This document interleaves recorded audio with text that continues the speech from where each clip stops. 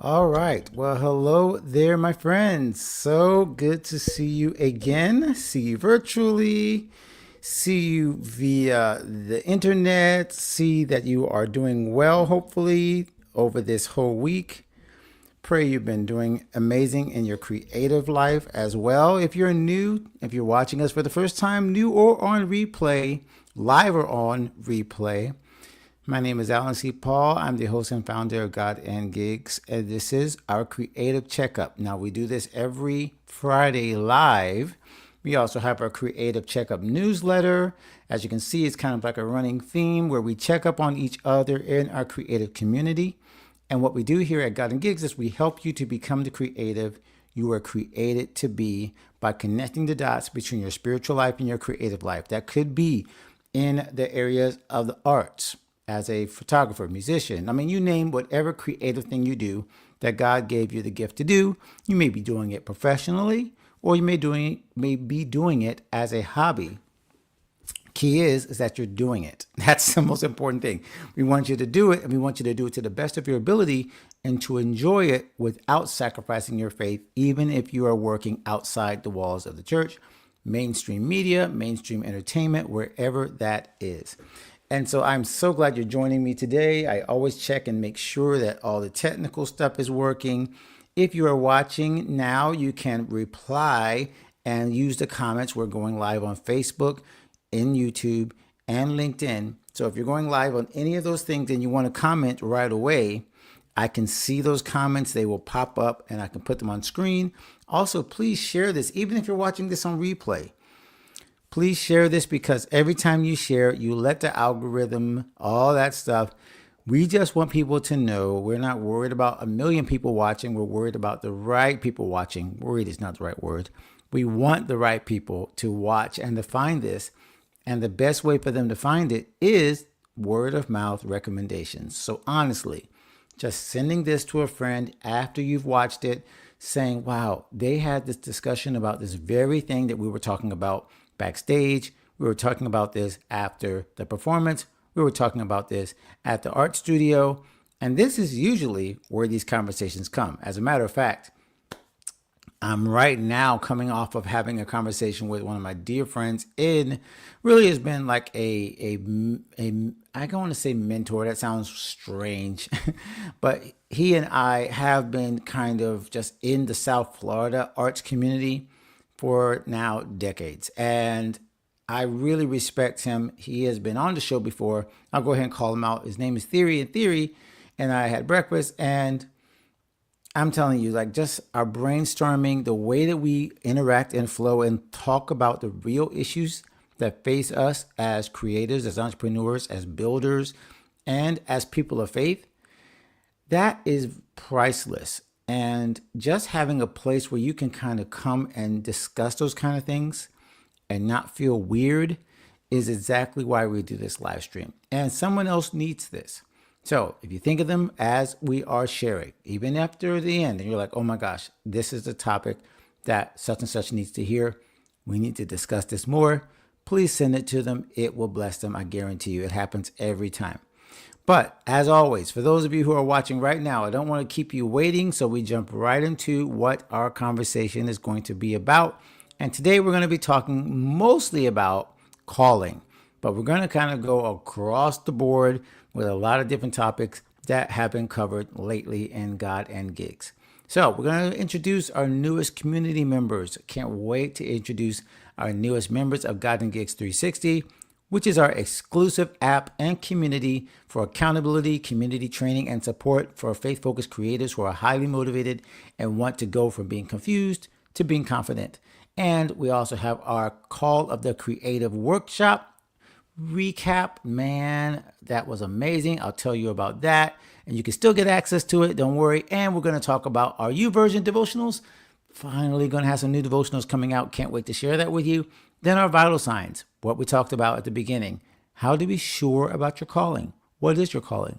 Does it even matter if you find it? Then we're going to talk about our lab work first. How to avoid non-paying clients. This literally popped off of our conversation that I had with Theory. And I'm telling you, like, as soon as I saw that, I was like, man, we got to talk about that more because this is affecting so many of us. We don't really get into. We need to talk about this more. Then we're going to talk about our consult, which is, hey, some of us are having struggle with humility and false humility. Are you not sharing your accomplishments enough? Are you being a little too prideful? How much is too much for a Christian or a faith folks creative to share? We're going to talk about that. And then finally, prescriptions is always what to do next. All right. So let's jump right into our news and notes.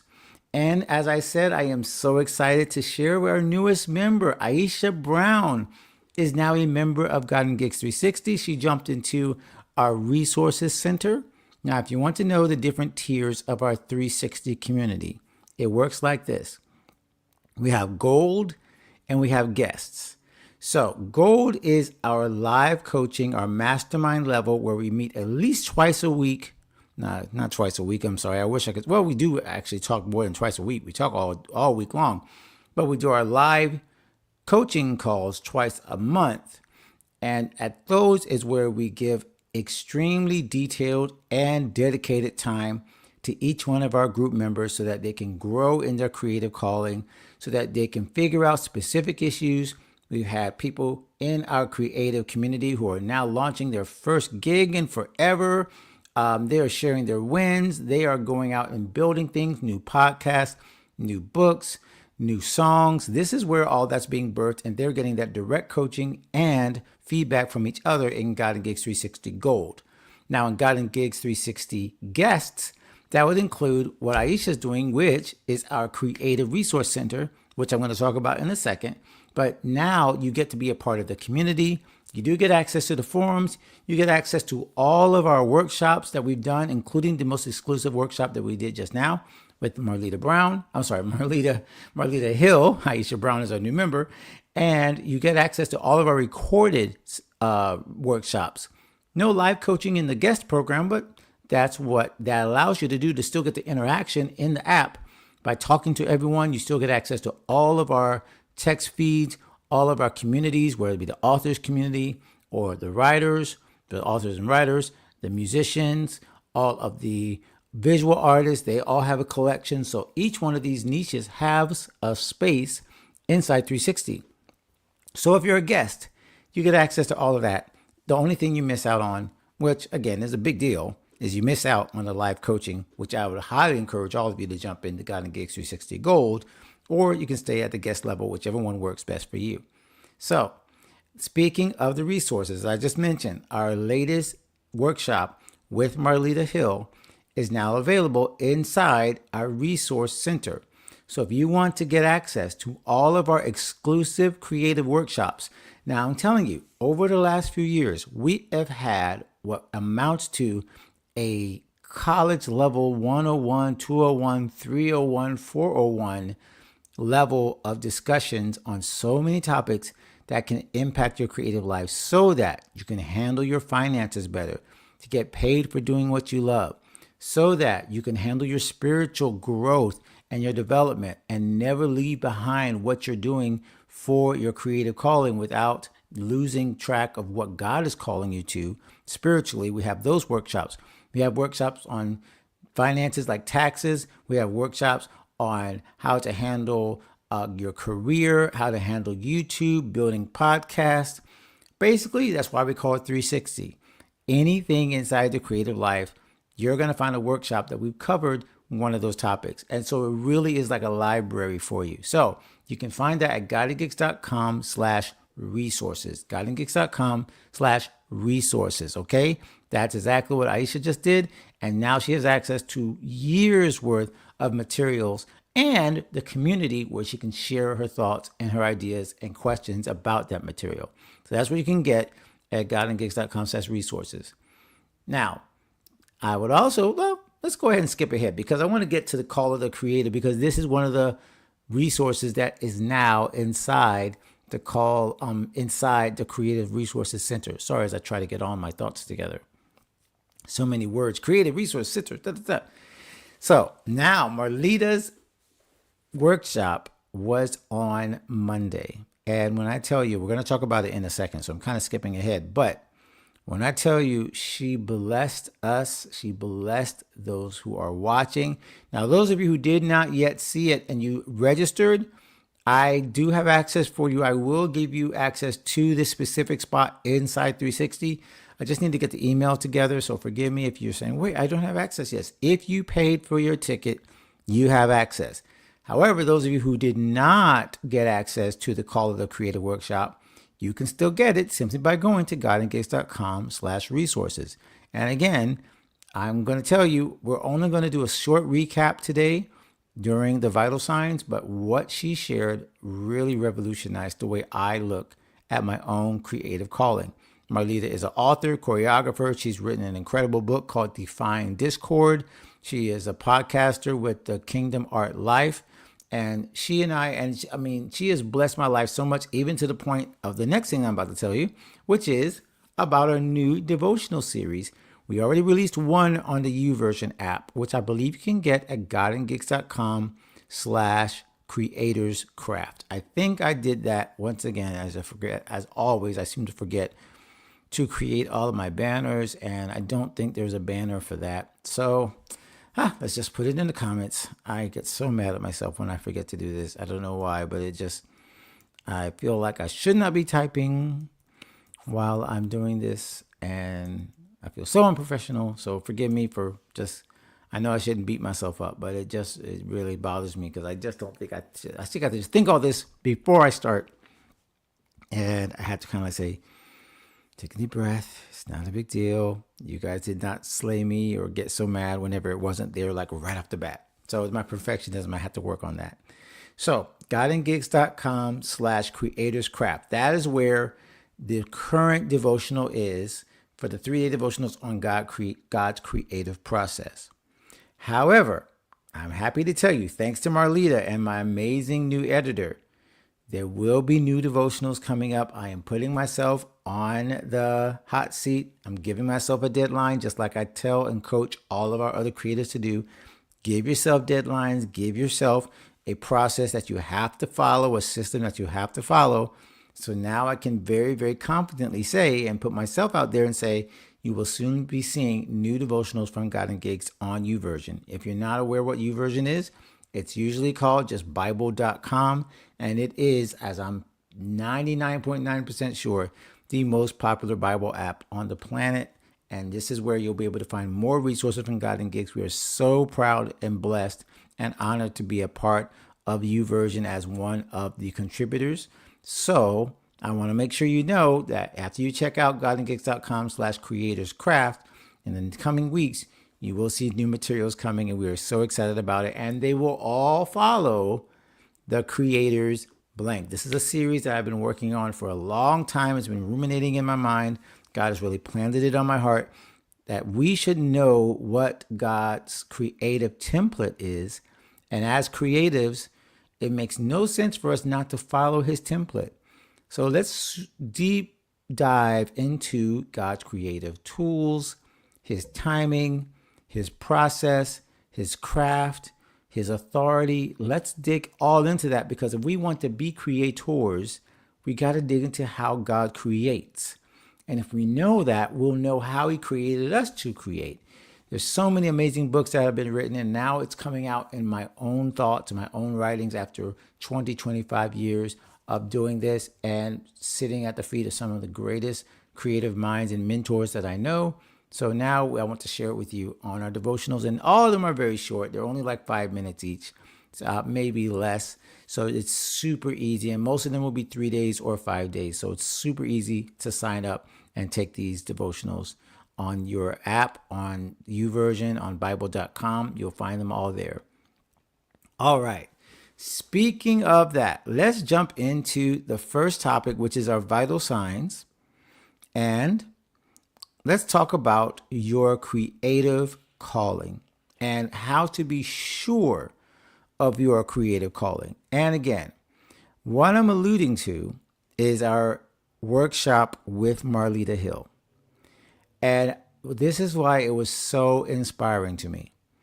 It was so inspiring to me because Marlita is so Holy Spirit led, and she just has this gentle way of redirecting us and helping us see what really God is saying in certain passages and certain ways of looking at creative life. And here's what really rocked my world. And again, this is why I want you to go to guidinggeeks.com/resources and go find this specific workshop. It's because the way that Marlita shared what she shared, I don't think I've ever thought of it this way. So we talk a lot about calling, and many people, when you hear people say, I'm following my calling, my creative calling, they're talking about a specific thing that they think God has called them to. God has called me to sing. God has called me to act. God has called me to write. God has called me to design. So you may see that as like a specific thing that God said, oh, I want you to do X. Which, again, is understandable. That's kind of the way we look at calling most of the time. We say that God called me to be a. What Marlita shared, which is really revolutionary in the way that you think about this. Like, I don't know anybody else who has explained it like this. So if you heard this before, then please tell me. But I haven't heard it explained like this before. And so what she said was, calling is not something that you're called to do. Calling is calling someone to someone. So she said it like this, and again, I'll say it in my own perspective, in my own paraphrase. The best way is for you to hear it for yourself. But she talked about how being called is just like anybody else calling you to someone. So the calling isn't necessarily to be sent out to somewhere. That's a different action. Being called means called to God, just like your mother or your father would call you, or someone, a friend just says, hey, and you come. So the calling is a coming, and then the command is the sending. Here's where I think so many get so confused with calling, is because we do feel like the calling is a thing that we have to do. And so therefore, if it sounds or feels like we're in the wrong space, we're not sure of our calling anymore because we are trying to figure out what to do, when the calling is really someone to meet with, someone to connect with, someone to listen to. And of course, we're talking about God. So if you're missing or confused about your creative calling, the question is not what should you be doing, is who are you listening to? Are you realizing that you're being called to someone, that you're being called to go back to your first love, that you're called to God first, and then He gives you the purposes and the desires of His heart. And that's when you actually know what you're supposed to do. But I think, as we said again in the workshop, we explained it so beautifully. I feel like what I really gathered from that is what a lot of people seem to be stuck on. They're stuck on the what to do. God, should I be a dancer? Should I be a artist? Should I be podcasting? Should I be a singer? Should I be doing worship leading? Like, what should I do? And we focus so much on what God said to do that we stop pursuing Him and say, hey, if He doesn't give me a job at all, He's enough. And I know that can see or feel somewhat impractical. It can feel like that's not practical. Like, no, I need some actual answers. Okay?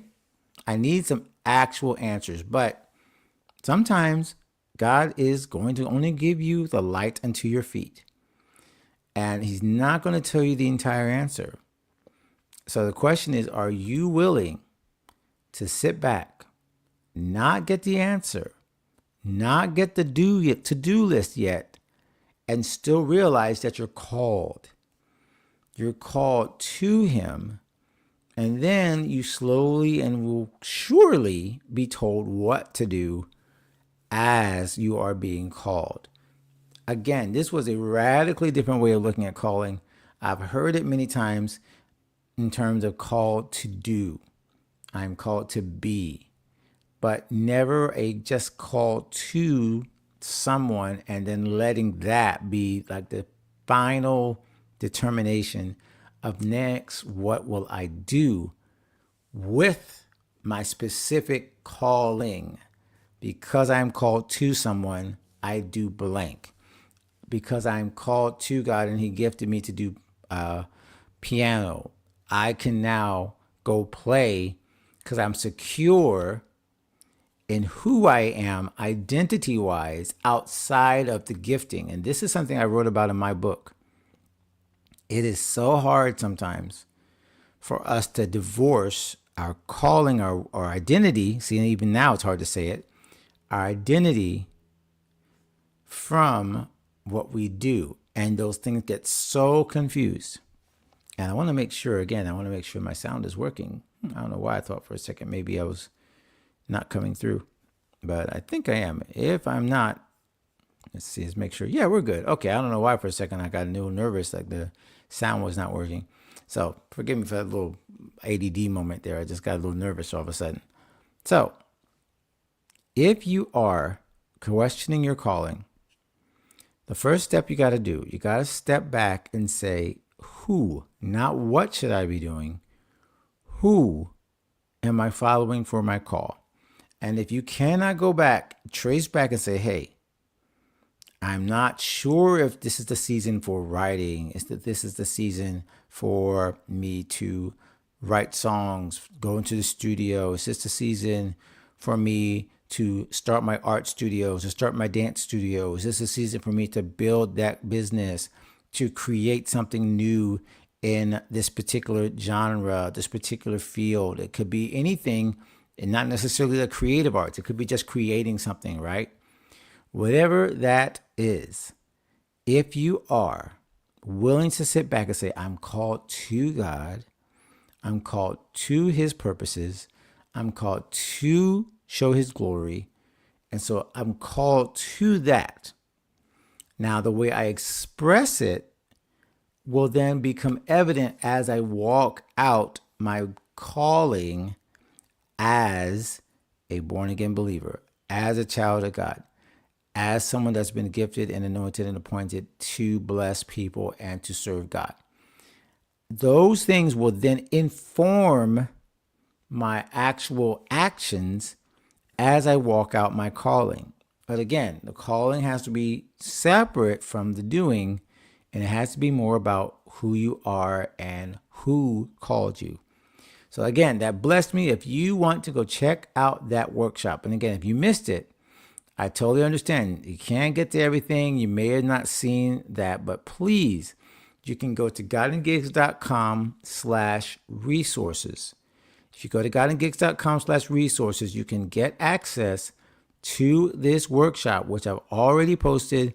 Those who got tickets, that will also be your way of watching it so that you can watch it right there in the app. So everyone that joined and signed up for the workshop, you also get access to this particular part of God and Gigs 360. So you can get access to the app, actually. That really just gives you complimentary access to the app. And of course, you get to watch that particular workshop with Marlita. Okay, I hope that blessed you. It blessed me, and it really helped me to get a hold on what calling really is. All right, let's move on to now our lab work. Now this one, okay, you guys, let me just say, this will get some of you a little upset just thinking about it, because as I was having as I was having breakfast with my friend, I was thinking about all the times that this issue has popped up. And the fact is that we probably haven't talked about it enough on this platform. Ways to eliminate non-paying clients and customers. How can you avoid being stiffed, being ignored, and people not paying you what you are owed? Whew. As I say it, I'm already feeling a little bit of that anger, because there's nothing that could be more frustrating or more annoying or more just, not just frustrating, just angering than not being paid when you have earned what you're supposed to have and you don't get it because for whatever reason, you have a non-paying client or customer.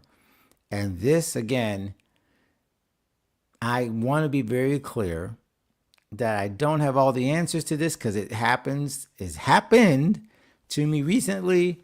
It's probably happened to you. As a matter of fact, if you're watching in replay or live, let me know if you've ever been the victim of a non-paying client, not being paid for a gig, for a service, whatever it is. If this has been you, someone that said, oh, I'll get it to you, and they never reach out, I promise you, you're not alone. And again, why am I sharing this now? One, because it came up in conversation and it was like super, like it just hit home. It's like, wow, like this is literally so many of our stories that we don't share often because it's number one, some of us don't want to make other people feel bad if they are the ones that owe us money. Some of us are just mad and we don't know how to deal with it. Some of us, like I said, it's more embarrassment both for the person and for ourselves. Like we don't like to talk about money, period. So a lot of times we do not, or what happens is we'll flame that person out on social media if they owe us money, and that may not be the best way to do it either. But we're lashing out. We're saying such and such did not pay me. Do not hire them. We're trying to warn our friends. There's so many elements to not being paid as a client, or as a creative by your clients. But first, let's get into this first. Let's talk about the fact that each one of us as creative, whether it's professional, whatever it is, if you're asking for payment, you're basically saying you're professional. Each one of us has to realize that the very fact that we are asking for payment shows that we are in business, and in business, you are always running the risk and dealing with the risk of non-payment. It's why so many corporations and big companies basically have insurance for non-payment. You know, when you get those collections letters and things like that, I mean, that's literally like them saying like, okay, we're not going to get paid, so we'll pay somebody else. We'll sell the debt and they will try to get paid, but you know, we are not going to deal with it. So business involves the risk of not being paid and dealing with cash flow issues and receivables and all that stuff. Creatives, I know oftentimes we don't like to think in these terms because it feels like, oh my gosh, like I'm not a business person. I don't have to deal with all these collections and things like that. Like I don't want to deal with all that. But let's be honest, if you are not paid, essentially you become a collections agent. If you are trying to text someone and say, hey, this wasn't paid, this invoice wasn't paid, you are now in collections. So all of us creatives, sorry, if you don't get paid right up front and you have to remind your client, hey, this is due, or you didn't pay this, or you didn't pay that, or you didn't get it up front, or whatever reason, you are now in collections. You are a collections agent. So not a good feeling because many of us don't like collections and we don't like collections agents, or we don't like to be reminded until we're the ones that are owed money. And then we want to be as clear as possible. Like, hey, this is due. This is owed. We're not going to do the crazy things where they say people come and like, you know, harass you and take your car. Well, I don't know. Maybe some people are in that situation where they actually have to do repossessions and stuff. But I've seen too many Facebook posts where there are creators, really, really well-known creators, really, really established business savvy creatives who are posting that, hey, such and such didn't pay me. Hey, watch out for this. This person isn't getting paid. Great to see you, my friend Simony. Our ambassador is in the house. So good to see you. So yeah, we're talking about the ever-present problem of not getting paid. This is going to be deep, and I hope everyone else that's watching is kind of like doing a sigh of, okay, like it's not just me. Because I think all of us have gone through it in any way, shape, or form. Maybe you're in this situation where you are not yet accepting payment for your creative work. Maybe you are still afraid to charge and you're like, okay, how do I even go about this? And now you're telling me I got to worry about people not paying me. Well, we're going to help you avoid that with some of these tips we're giving right now, because this is helping me to deal with this right at this very moment, the things I'm about to tell you. But the first thing I want to be very clear about is, yes, it happens. Yes, companies all are already thinking, what happens if this person doesn't pay? What's our recourse? They already have these agencies and collections and things like that. So basically, it needs to be kind of like part of your mindset going in, that you're going to have processes in place that protect you in cases of non-payment, or allow you to have these kind of stipulations where that isn't even a possibility, that you don't even do the work until you've been paid. And of course, that involves prepayment, that involves your terms, that involves how you set up your agreements so that you already have your money in hand before you even do the work. That, of course, is the best of all possible situations. But that's not always the case for many other creative things, including music. Like, I have been a musician for 30 years. I can tell you very rarely, unfortunately, very rarely can I say, even for most of those years, that I got paid in advance. Most of the time, it was either at the gig, after the gig, or later, where it was like a month or 2 months or 1 month or 2 weeks or whatever. And that's, again, I'm being very transparent there. This is not the way I would want it to be, but it's the way I think most of us understand it. Most of us, even though we should be paid up front, we should be paid before the work is done, just like you pay before you get, your hamburger or whatever. Like, you pay first and then you get your sandwich. It should be that way with most creative work, but it's not. A lot of work is done on spec, which is where you do the samples and you send it over free and then you get it. We talked about this a lot in episode 323, where Tuesday, our latest episode, about doing free work. When is it worth it to do free work? When is it not? So that is available, or that's available. That is a situation that many of us have to deal with. Here is where I think what I am doing now is helping me specifically in this area of not being paid. One is kind of like goes with our question that we talked about last week, where we talked about what to ask before you get booked. It is so important to have it clear before you get booked. When is the payment expected? What is the amount that is expected? How will it be paid? Because if you have those things in hand and you've already discussed it, you've already gotten a foot into avoiding not being paid. Because so many times we go into these performances or gigs or whatever, and then after the fact, we're like, oh gosh, wait, are they going to send it today or tomorrow? Is it going to be check or is it going to be card? And we don't say up front the method and understanding when we can expect it, and having all those things in place in advance. When it's not done in advance, we are basically saying to anyone, hey, yeah, you can make it up as you go along. It is very hard for me to say to many of you gig workers who are doing gigs like during the week and you're doing the hotel and the restaurant circuit.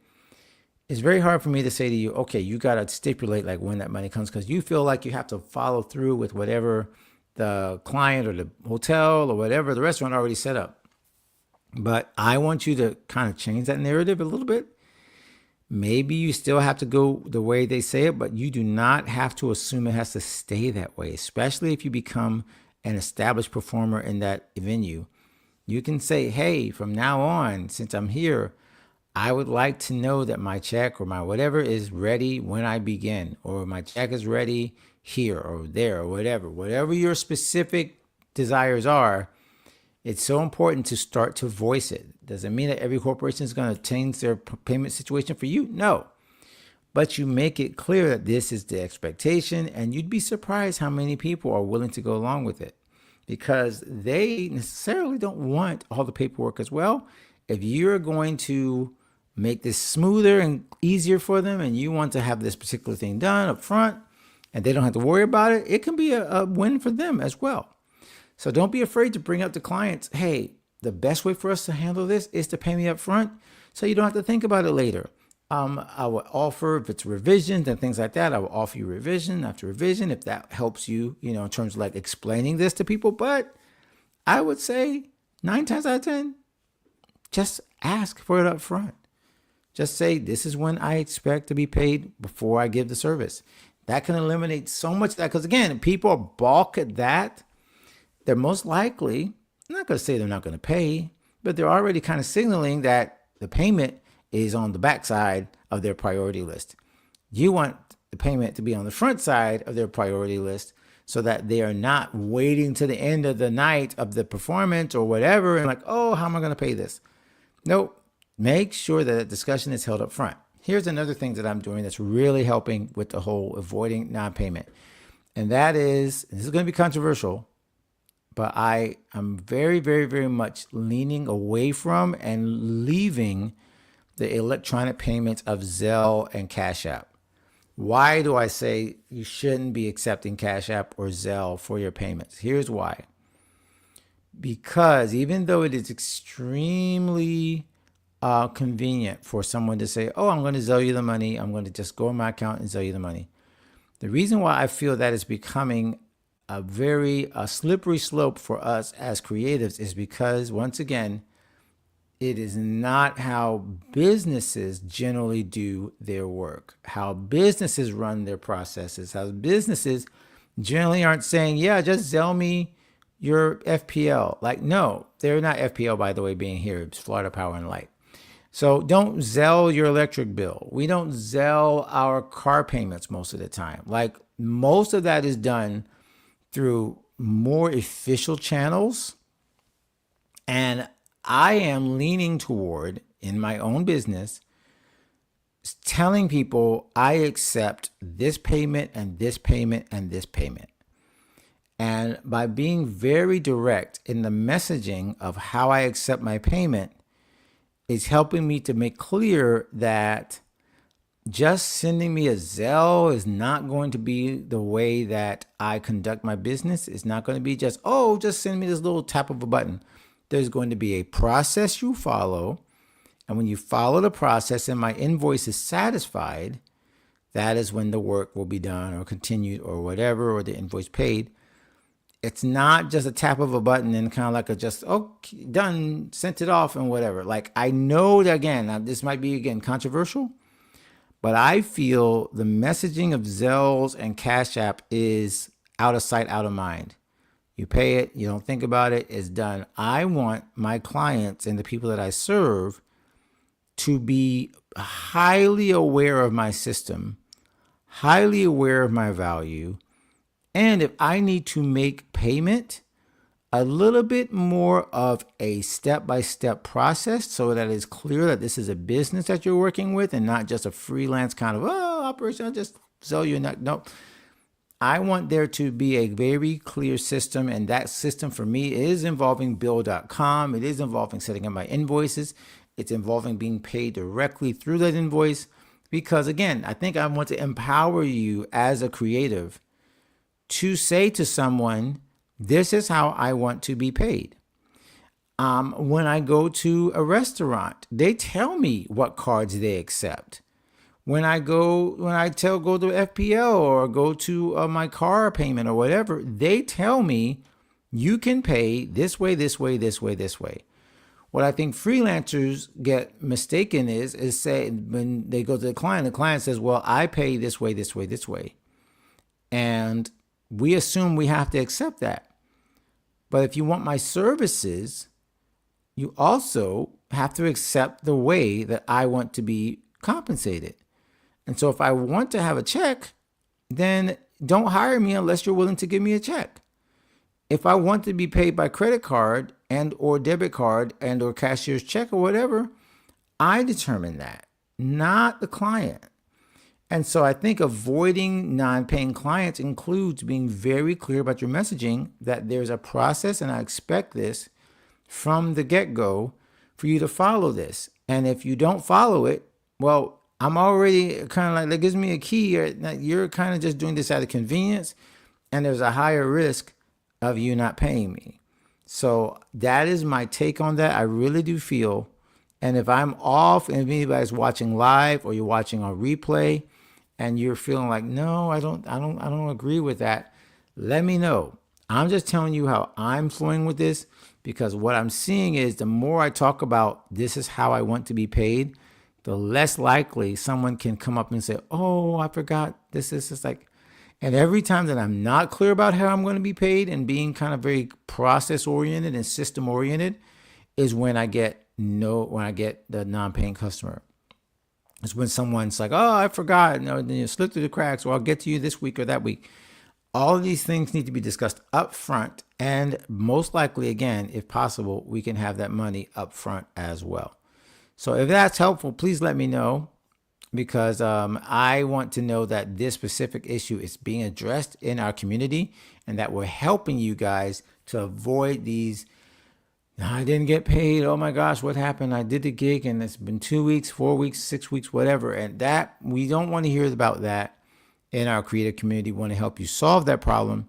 And like I said, I do feel very strongly that we have to change our messaging, because whatever's being perceived, however your payment process is being perceived, is what actually is happening. Not the way you're saying it, the way it's being perceived.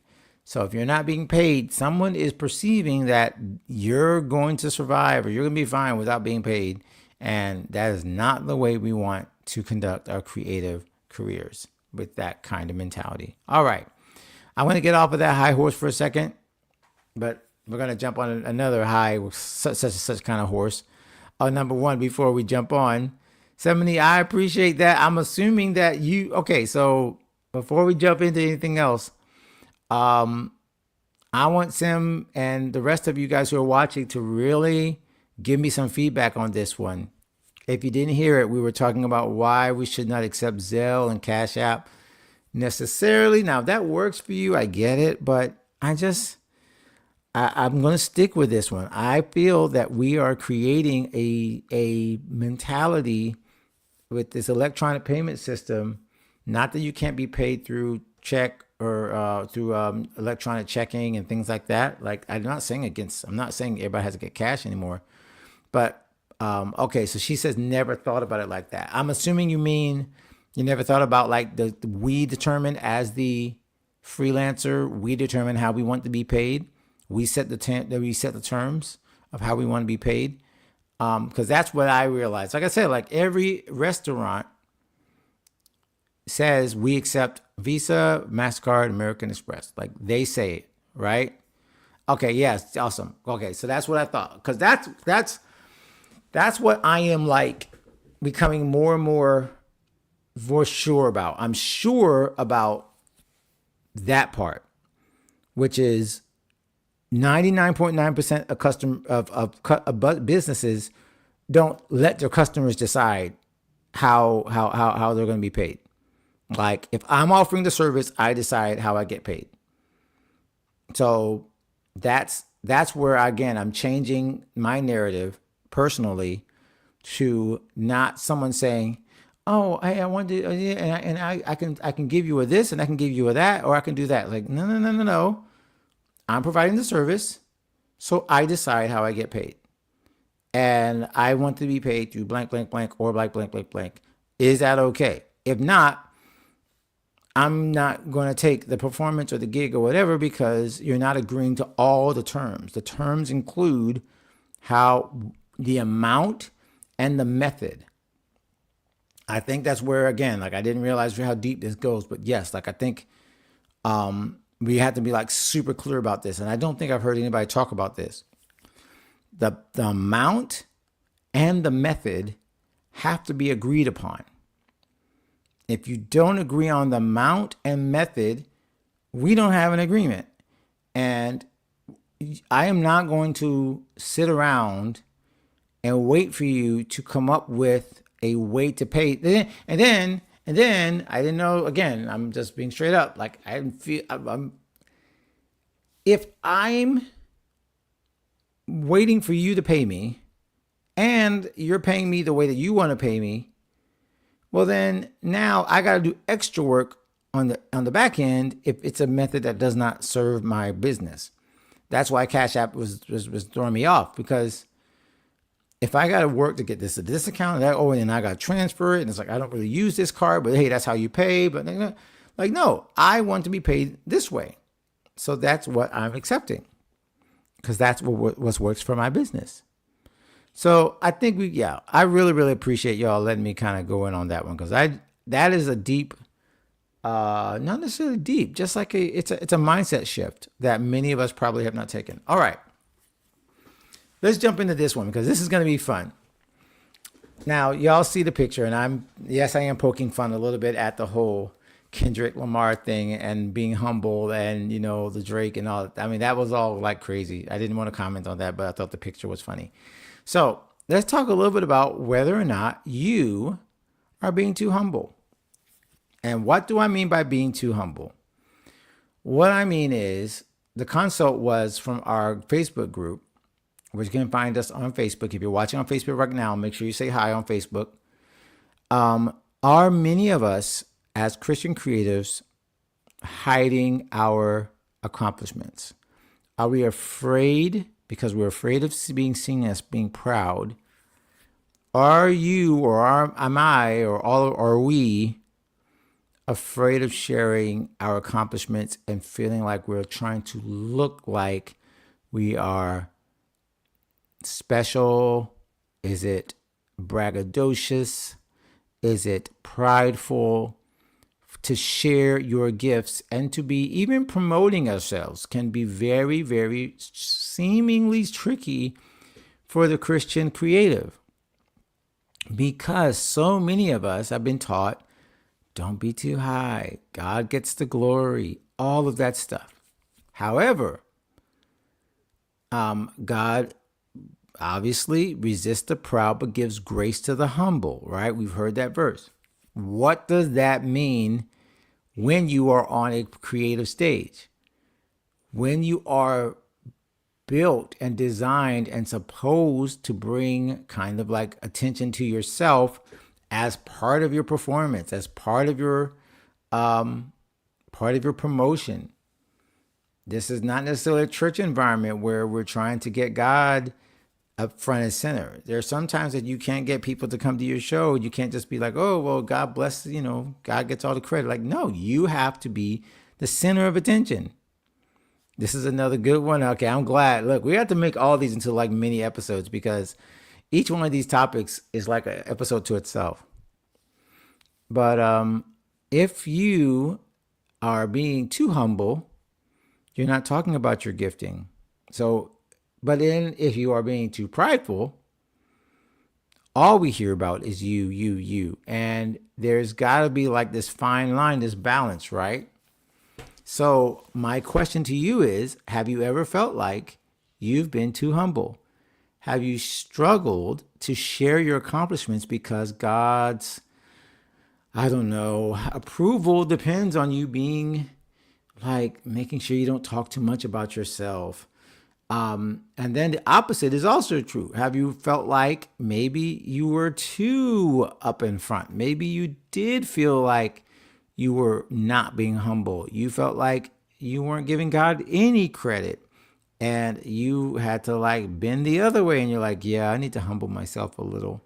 Or someone humbled you because you were too big for your britches and you got to this place where you really weren't being Christ-like in terms of this humility question. So I'm very curious if you're watching live or on replay. This is one of those conversation pieces that I would love to get your consultation.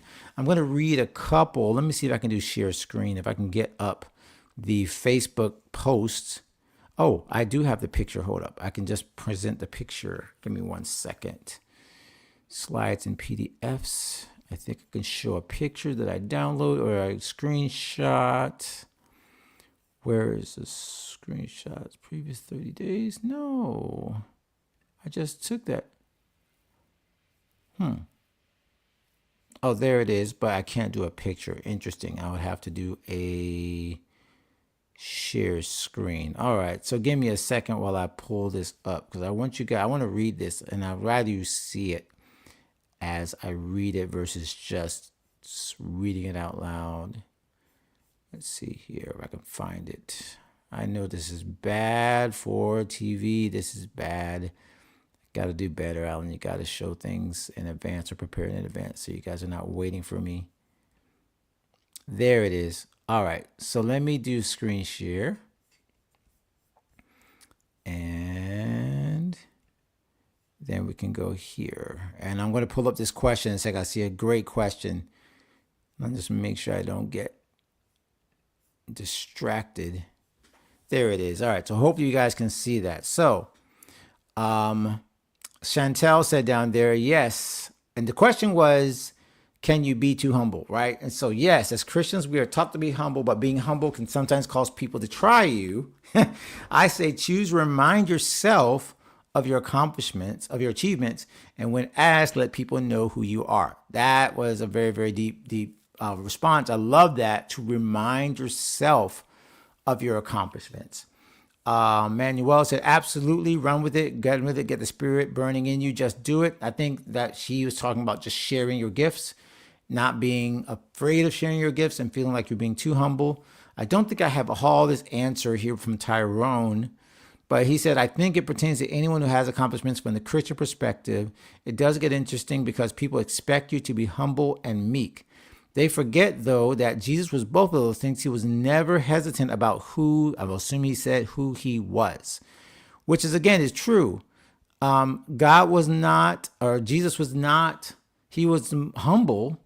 He brought himself humble. He never tried to be, he was God and yet came in the flesh and was made by man and was humiliated on a cross and all those things where he was humble, but did not, I would say, especially in his last 3 years, he was very clear that he was the Son of God. And that means that he was Lord of Lords and King of Kings. And that, in a way, is not, that's why he got crucified, because they were like, you made yourself equal with God. So in a way, his claims about himself clearly made him a target, which was not humility in that sense of hiding. He wasn't hiding.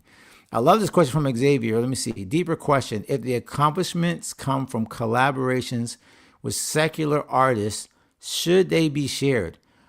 Very interesting question, Xavier. I'm going to put this both to the group and I'm going to answer it in my own.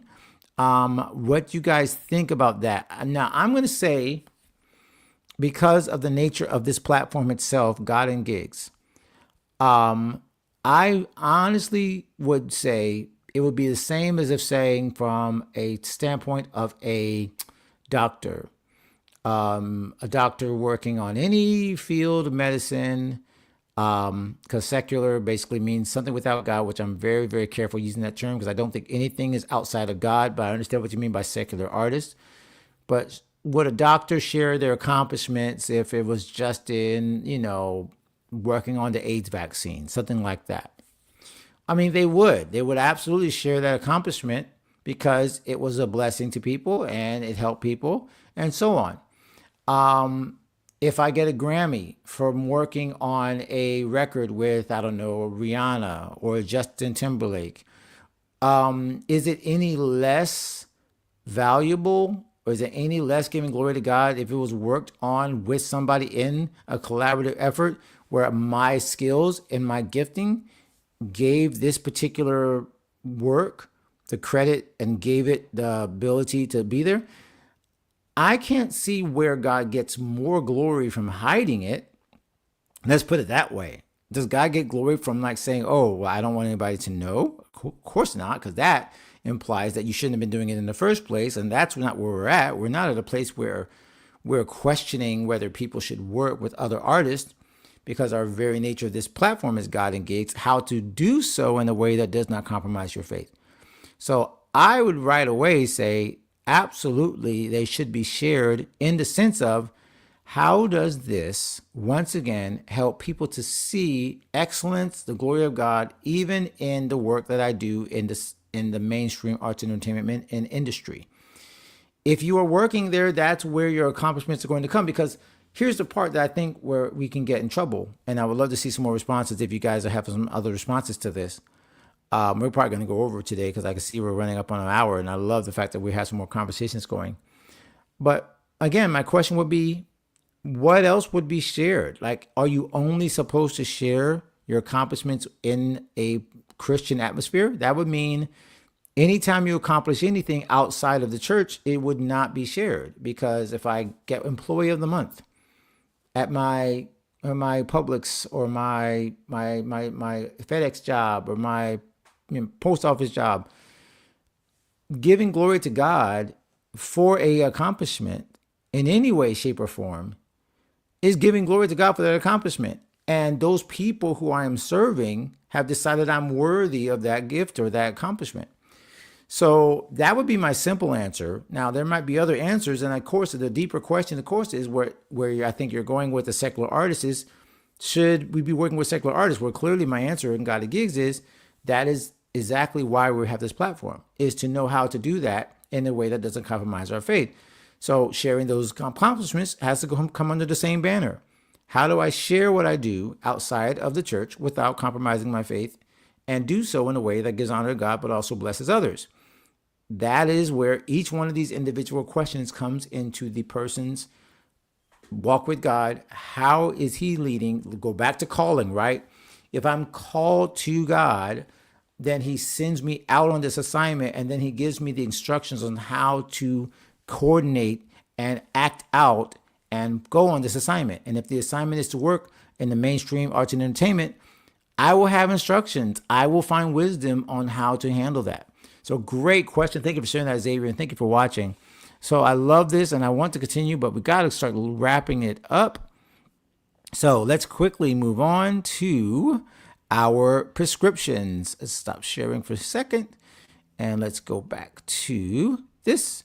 So prescriptions, I would highly recommend that all of you go check out. Except for Simony, you're already there. But if you are no longer or not already in our godandgigs.com/resources, our creative resource center. Okay, let me go back to that slide so you guys can see that.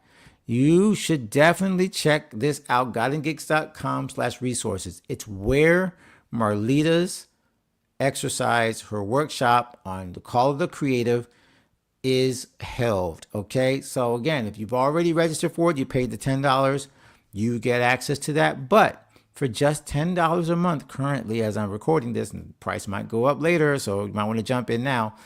But for now, it is $10 a month, and you get access to all of our workshops.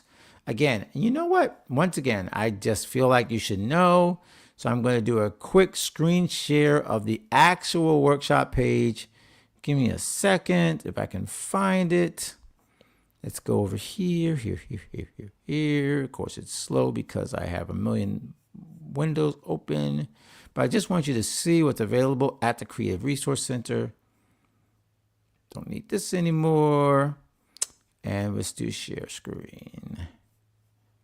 All right. So if you guys want to see what's available in the Creative Resource Center, I'm now showing it. How to set up automation. These are some of the tutorials I've done for specific tools like Kit, using Kit for your email list. You see, setting up a landing page. We've done that. How to set up email sequences and a tip jar, which is how you can get paid. Over here, Expert Trainings is really the heart of it. The Training Vault, where all of these exclusive workshops are, including how to be original in the copycat world, how to have a more productive career. This one, how to plan a summer success and achieve 90-day creative wins. Coach Sandy B, that was insane. Like her ability to break down how to set goals. Like that one is not just for summer. That one is for any time of year. You can see we did tax planning and expense planning. It's around tax time right now.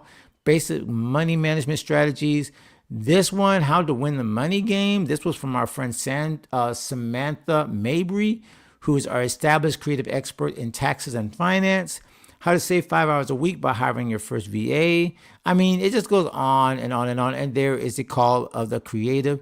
So once again, you get access to all of these workshops. And by the way, also our templates and our guides, our prayer study guides, our marketing and business guides. All of that is available inside of our resource library. So I highly recommend that you go check that out. Once again, godandgigs.com/resources. It will bless you. And once again, you get access to anything recorded inside our 360 membership, even if it is not signed up for. If you didn't sign up for the workshop, you still get access to it. And you get access to all of our forums, all of our discussions, all of that. You become a 360 guest. And you get involved in all of those threads. You can ask questions. All of that is live. All of that is direct. No algorithms. None of that. Or Facebook is like, it's like our Facebook without having all the ads and all the craziness, right? We own our own Facebook. It's our Guiding Gigs 360. It's like our creative Facebook. It's for you. You get to do all the posting, none of the ads, none of the foolishness, none of the sponsored, none of the follow this person, even though I don't even follow this person. Why are you showing me this? Like, none of that. Okay. I'm so done with Facebook, y'all. Like, I'm so quickly, so looking forward to the day I can give up Meta, because I'm so sick of what they're doing. So that is how you get in there, guidinggigs.com/resources. All right, my friends, this was a great creative checkup. Wow. Like, we covered so much. We went all the way through. So Simony, thank you for hanging out with us. Xavier, thank you for hanging out with us. If you're watching on replay, please go ahead and share this with your friends. Go ahead and tell someone. Matter of fact, think of the one person that you're like, man, these are the kind of conversations we have every day. And finally, I'm hearing somebody else share what we talk about backstage. Think of that creative, think of that musician, think of that artist, think of that actor, think of that person and say, hey, go follow this. Check out just this portion on getting paid. Check out this portion on calling. Check out what they were sharing about being humble, whether you should be too humble, should you share your gift, should you share your accomplishments, so on. So just send them that portion. And then after that, you can sign up for our actual newsletter, guidinggigs.com/info. Although, you know what? I'm probably going to change that to newsletter just because it makes more sense. So that you know what it is.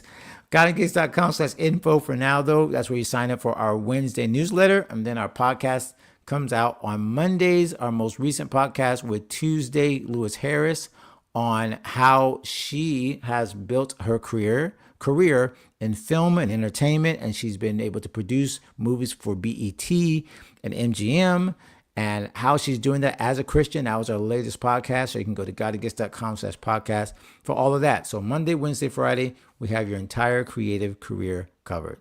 All right, God bless you guys. We're over time by a couple of minutes, but I'm so glad you hung out for a little bit longer. Once again, if you're watching on replay and you didn't hear the beginning, you can always go back to the beginning and catch everything else we shared. So until next time, God bless you and continue to become the creative that you were created to be. God bless, and we'll see you next week.